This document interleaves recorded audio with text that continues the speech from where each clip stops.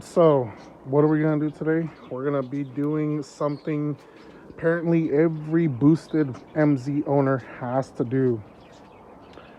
It is what it's called Jim's Fuel Mod. And basically, we're switching over from these fittings to AN style. I got the information, I knew about it online, but I just never did much research about it. And then someone on YouTube, I'll go ahead and put his information down below. I saw his video that he posted about doing Jim's Fuel Mod, and he was detailed about it, gave the part numbers for it, and I went ahead and purchased everything needed for Jim's Fuel Mod. So we're gonna get started on that. And what I did was I went ahead and removed my intake. These hoses are extremely hard to get on because they're not the right size. So I had to use like WD-40 to get them on. And so I really don't want to go. I really don't want to remove them. So all I did was just move my intake to the side, and I was able to access both of the fuel junctions right here. This is a 14 millimeter right here. I already went ahead and loosened them up. I'm gonna let them seep out a little bit, but this one back here is kind of a pain in the ass to get to. I don't have the correct wrench because it's at work, but I believe it's a 22 millimeter. So all I did was just get an adjustable wrench, and I went in there and I was able to break it free. So if I was able to break it free, you're gonna be able to break it free with a adjustable wrench. But you can see, it's not, but you can see right here, I already got them loose. So they're just on there just a little bit. But yeah, I got this one loose already. So we're gonna go ahead and remove this fuel rail line. You do have a 12 that would usually go right here, but I don't have it. So go ahead and take that off, and then we're gonna follow the line. Gonna follow the line where it converts right there, squiggly, into the fuel filter. So really easy to disconnect this one. All you want to do is press onto the yellow tab, and you might want to disconnect this section first, this bottom part, before anything else, because that one's a pain in the ass to break free. Installing that fuel filter was a pain in the ass, so bad. Because this fuel filter right here, this threaded part right here, if it's your first time ever taking it off, it's gonna be incredibly hard. Locking pliers, we had to use this type of locking pliers to get it tight, and then we used a 19 to hold it right here, and this one is a 14, the one that goes right here. It's a 14 millimeter wrench you use. And I tried, I couldn't get it until I got the locking pliers, and then I was able to get it out. But just to show you guys, let me crawl under the car. So that line that runs to your fuel filter, that one is a pain in the ass to install and remove. So be ready for cursing, frustration, and just a lot of stuff, man. But finally I was able to mount my new filter back on. So there's our fuel filter. I tightened the top AN fitting, and now we're gonna go ahead and install AN fittings right here and over there. If you guys haven't seen the part number, there's the part number for it. Let's go ahead and install it. Make sure to put the gasket between the fuel rail and the AN fitting as well.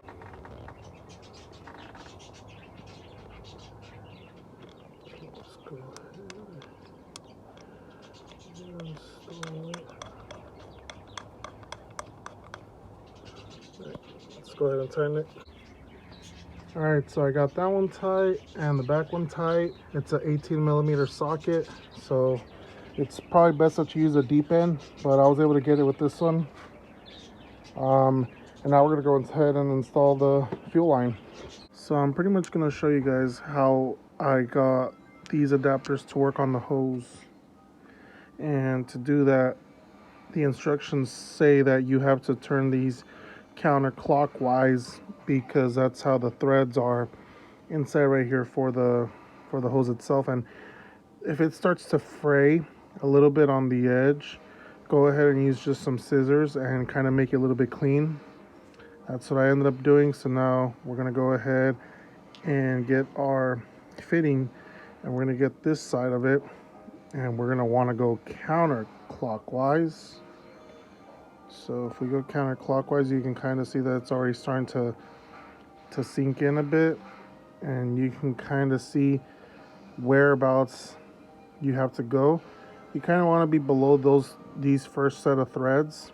So keep going counterclockwise, and you'll kind of feel it when it gets to the very top. See how it's going more up? So keep going. Thought this was going to be a little bit harder to do originally, but it's actually really easy. Look at that. About almost there. And I think we reached a certain good amount of height. You can kind of see. So now we're gonna want to go ahead and throw in this piece. They kind of state to put a little bit of lube right here. Spray something on it, kind of like some WD-40 if you want, just so it doesn't go in, dry. So, and then we're gonna want to twist it clockwise, and it'll come to a point where you can't do it no more. So what I ended up using was these adjustable locking pliers, wrenches, whatever you want to call them, or whatever they are called. And so I'm gonna hold this right here, and I'm just gonna grab my other one and kind of match it up right here. And then we're just gonna wanna turn. It's really easy right now. I'm not even struggling to turn this. It will feel like it gets a little bit hard, but you should still be able to turn it. It's already getting a little hard for me right now, but that's because it's already close to the edge of it. So just keep going at it. Hopefully I get this on camera.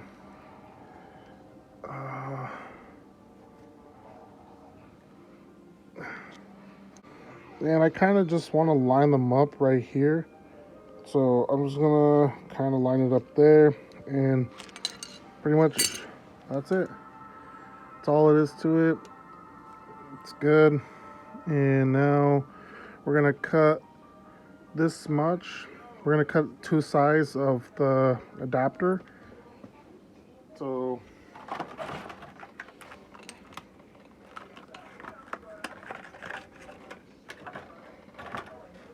easy way to tell on how much you need to cut is just grab another one of these. Kind of gives you a general idea how much to cut. So then you want to leave a little bit extra for the cap. So I'm just gonna line this up this way. I'm gonna line it up this way. Kind of put my finger right here, and then we're gonna mount it up and line it up next to this. And so about right here, I'm gonna go ahead and cut.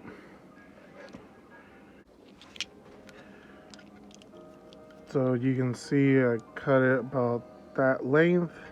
All I ended up doing was pretty much cutting it to this length right here. I just got the adapter piece all the way as out as I could.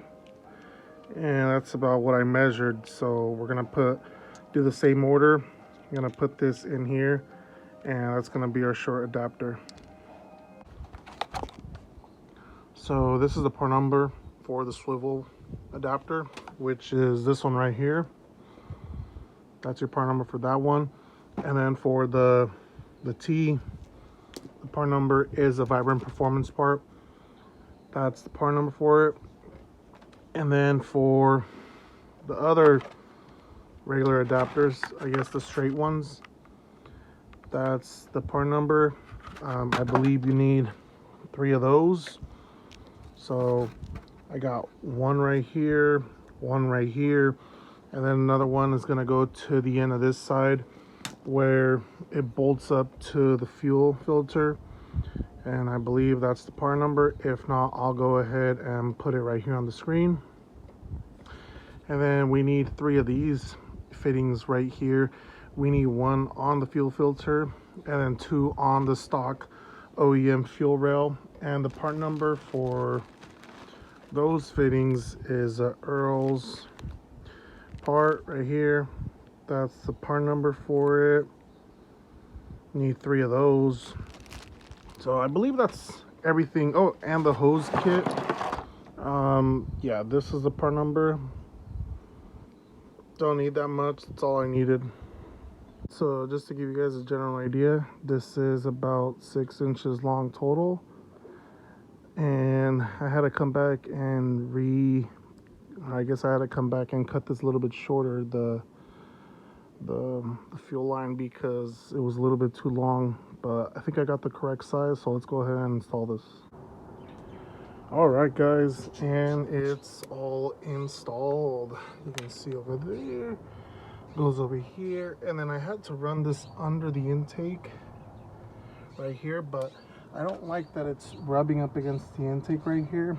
Eventually, over time, I don't know, I feel like it's going to rip the line. So I think what I'm going to do is get a 90-degree angle right here, and then from here go up, and it should go right into here. So I don't know, I might mess around with it a little bit more because I feel like over time it's going to rip, but I don't know, we'll see. I mean, it's not really 100% touching it. Like, I could fit my fingers under it and it's okay, but we'll see.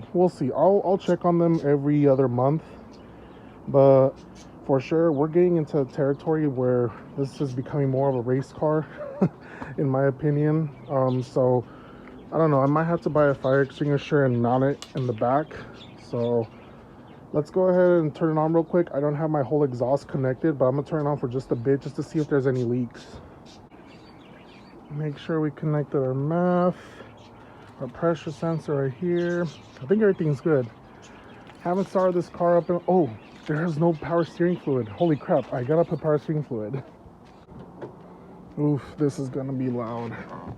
Sorry, not sorry, neighbors, but I want to hear my car.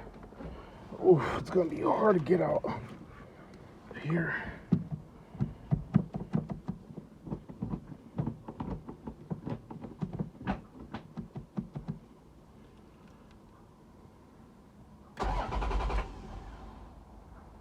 Gotta build fuel pressure.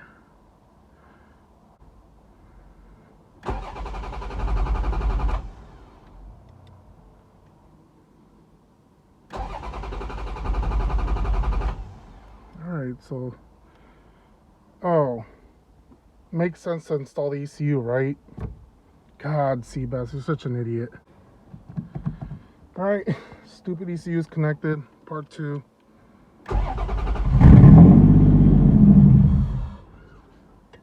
Oof.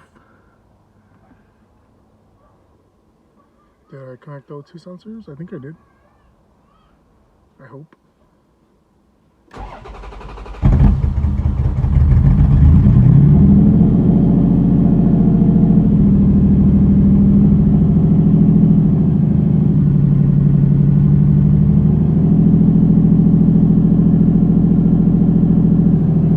Alright, let's quickly check.